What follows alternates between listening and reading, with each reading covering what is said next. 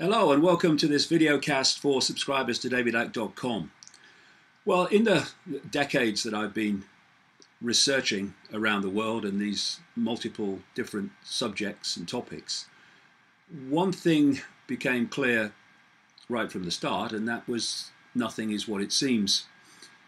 But the more you get into it, the more it goes much further than that.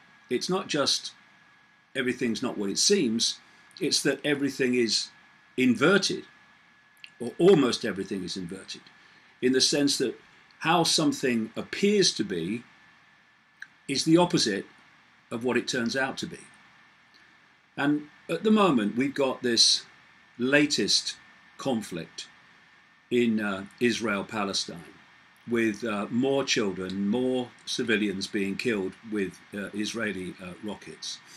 And the whole situation that we face is based on the claim that Israel is the ancient home for Jewish people, the Jewish people today, that God promised it to them, and it's their right to go into Palestine and just take it.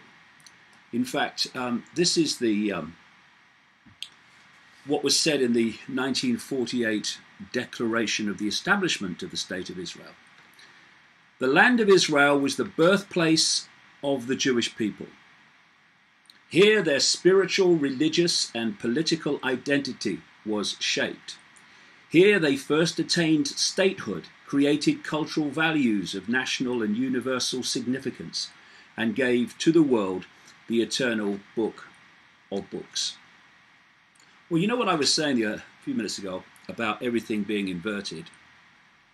Well, that is absolute bollocks. And what has happened is that the truth about the manufactured history of what is currently called Israel has been suppressed systematically. So the truth of the origins of the vast majority of Jewish people in the world and in Israel is able to be kept out of public knowledge. So a fake history to suit today's agenda could be put in its place.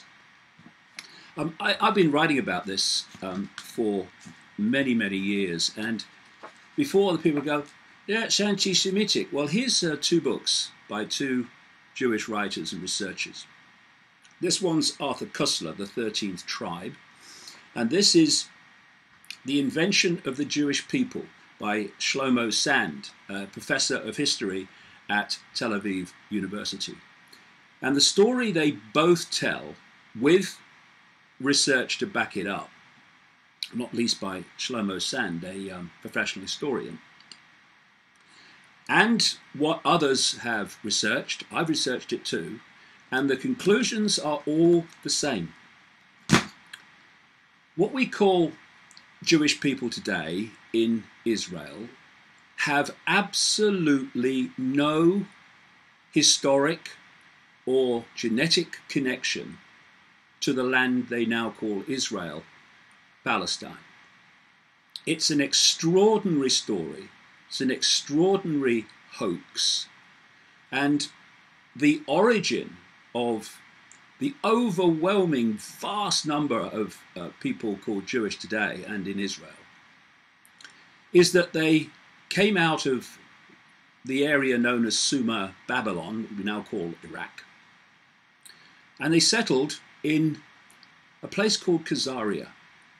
Khazaria was an empire in the Caucasus, and on one side was the Christian Empire, on one side was the Muslim Empire, and the king of Khazaria, called King Bulan, in 740 AD, had a mass conversion of the population to Judaism. In fact, the king of Khazaria was called the Kagan, and that's why Kagan is such a common Jewish name today. And people talk about certain Jewish genetic traits. They talk about the Jewish nose and things like that. I mean, all different races have different traits.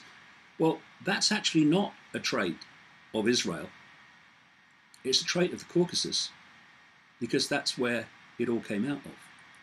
And as the Khazaria Empire broke up, they moved up into northern Europe, or north into Europe, into Russia, Lithuania, Poland, and all these countries. And then eventually moved across into Germany. And these were the people known as Ashkenazi Jews that suffered under the Nazis and founded the State of Israel, and many moved to America. There was no, and there is no, historic connection of today's Jewish people to the land of Israel. It is a giant hoax. And as Arthur Koestler says in The 13th Tribe of this situation, it would mean that their ancestors came not from the Jordan, but from the Volga, not from Canaan, but from the Caucasus, once believed to be the cradle of the Aryan race. That's where we get Caucasian from. And that genetically, Koestler says, they are more closely connected to the Hun, Uyghur, and Magyar tribes than to the seed of Abraham, Isaac, and Jacob.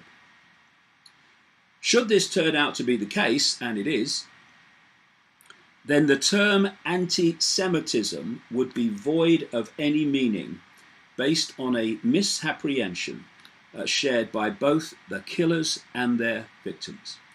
The story of the Khazar Empire, as it slowly emerges from the past, begins to look like the most cruel hoax which history has ever perpetrated. And that's another thing, anti-Semitism. Semitism, Semitic, refers not to a race, but to a language group. And that language group does not include the Khazars. And in fact, the vast majority of the Semitic language group is from today's Arab countries and Arab peoples. See what I mean? Everything is inverted.